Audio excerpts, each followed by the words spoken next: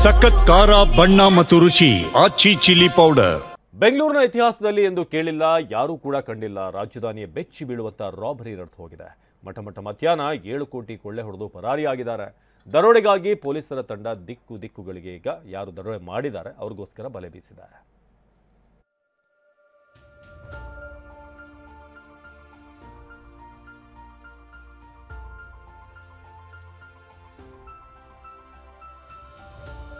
ಬೆಂಗಳೂರೇ ಬೆದರಿದೆ, ಪೊಲೀಸರೇ ಪತರಗೊಟ್ಟಿದ್ದಾರೆ.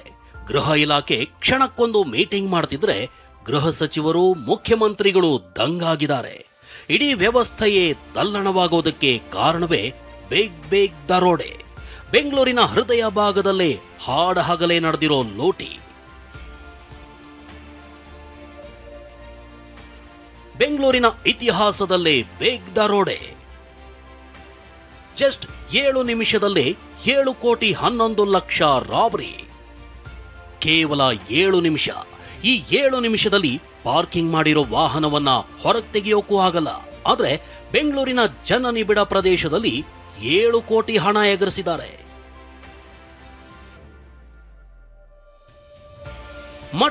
ಮಧ್ಯಾಹ್ನವೇ ATM ವಾಹನ hijack.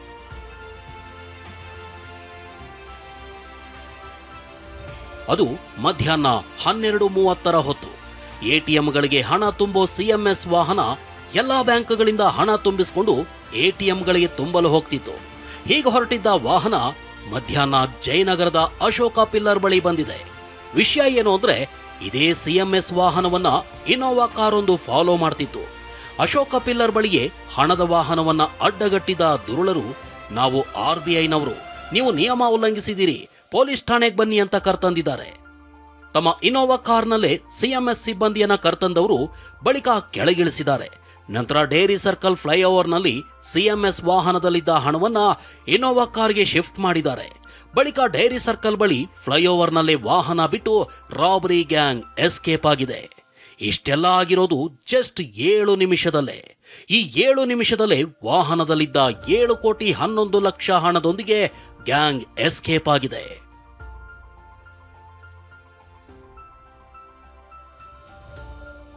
Bharat ಸರ್ಕಾರ ಅಂತ ಬರಹ, ನಕಲಿ ನಂಬರ್ ಪ್ಲೇಟ್. ಸಿಸಿಟಿವಿ ಇಲ್ಲದ ಜಾಗದಲ್ಲೇ ದರೋಡೆ ಮಾಡಿದವರು ಫ್ಲೈಓವರ್ನಲ್ಲೇ ಹಣ ಶಿಫ್ಟ್ ಮಾಡಿದ್ದಾರೆ. ಸಿದ್ದಾಪುರ ಠಾಣಾ ವ್ಯಾಪ್ತಿಯಲ್ಲಿ ವಾಹನ ಬಿಟ್ಟು ದರೋಡೆಕೋರರು ಪರಾರಿಯಾಗಿದ್ದಾರೆ. ಇನ್ನು ದರೋಡೆಗೆ ಬಂದಿದ್ದ ವಾಹನದ ಮೇಲೆ ಭಾರತ ಸರ್ಕಾರ ಅಂತ ಬರೆಸಲಾಗಿತ್ತು. ಇನೋವಾ ವಾಹನ ಸಂಖ್ಯೆ KA03 NC 8052 ಅಂತ ಬರೆಯಲಾಗಿತ್ತು. ಆದ್ರೆ ಅದು ಈ ಕಾರ್ನದ್ದಲ್ಲ. ಈ ನಂಬರ್ ಕಲ್ಯಾಣ ನಗರದ ಸ್ವಿಫ್ಟ್ ಕಾರಿನ ಸಂಖ್ಯೆ ಆಗಿದೆ. ಇನೋವಾ ಕಾರನ್ನ ಪಕ್ಕ RBI ವಾಹನಗಳು ಯಾವ ರೀತಿ ಆಗಿರುತ್ತೆ ಅದೇ ರೀತಿಯಾಗಿ ಮಾಡಿಫೈನ ಮಾಡ್ಕೊಂಡಿದ್ದಾರೆ. ಅದ್ರ ಮೇಲೆ ಲಾಂಛನವನ್ನ ಕೂಡ ಹಾಕೊಂಡಿದ್ದಾರೆ. ಅಲ್ಲಿ ಬಂದಂತಹ ದರೋಡೆಕೋರರು ಏನ್ ಮಾಡ್ತಾರೆ ಅಂದ್ರೆ, ನಾವು RBI ನಿಂದ ಬಂದಿದ್ದೀವಿ ಅನ್ನುವಂತಹ ಒಂದೇ ಒಂದು ಮಾತನ್ನು ಹೇಳ್ತಾರೆ.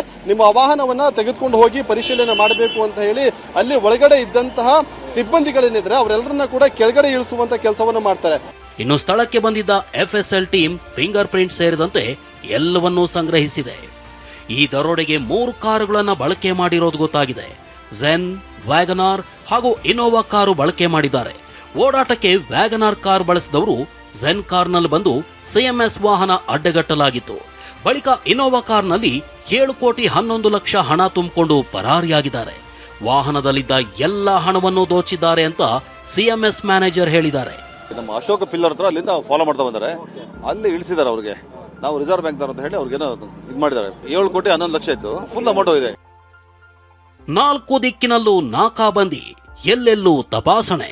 ಆರೋಪಿಗಳ ಪತ್ತೆಗೆ ಡಿಸಿಪಿ ಲೋಕೇಶ್ ಜಗಲಾಸರ್ ನೇತೃತ್ವದಲ್ಲಿ ತಂಡ ರಚನೆ ಮಾಡಲಾಗಿದೆ. ಮೂಲಗಳ ಪ್ರಕಾರ ಆರೋಪಿಗಳು dairy circle, Koramangala, Sony world junction, Domlur, Marathahalli, Whitefield ಮಾರ್ಗವಾಗಿ ಹೊಸಕೋಟೆ ಕಡೆ ಎಸ್ಕೇಪ್ ಆಗಿರೋದು ಗೊತ್ತಾಗಿದೆ. ಇನ್ನು ಆವಲಹಳ್ಳಿ ಠಾಣಾ ವ್ಯಾಪ್ತಿಯಲ್ಲಿ ಆರೋಪಿಗಳ ಕಾರು ಹೋಗ್ತಿರೋ ದೃಶ್ಯ ಸೆರೆಯಾಗಿದೆ. ಚಿಕ್ಕಬಳ್ಳಾಪುರದ ಬಾಗೇಪಲ್ಲಿ ಟೋಲ್ನಲ್ಲೂ ವಾಹನಗಳ ತಪಾಸಣೆ ಮಾಡಲಾಗ್ತಿದೆ. ಪ್ರಕರಣ ಸಂಬಂಧ ಸಿದ್ದಾಪುರ ಠಾಣೆಯಲ್ಲಿ ಕೇಸ್ ದಾಖಲಾಗಿದೆ. ಸಿಎಂಗೆ ಮಾಹಿತಿ ನೀಡಿದ ಗೃಹ ಸಚಿವರು ವಿಧಾನಸೌಧದಲ್ಲಿ ಪೊಲೀಸ್ ಹಿರಿಯ ಅಧಿಕಾರಿಗಳ ಜೊತೆ ಹೈ ವೋಲ್ಟೇಜ್ ಸಭೆ ನಡೆಸಿದ್ರು. ಒಂದಷ್ಟು ಲೀಡ್ ಸಿಕ್ಕಿದೆ.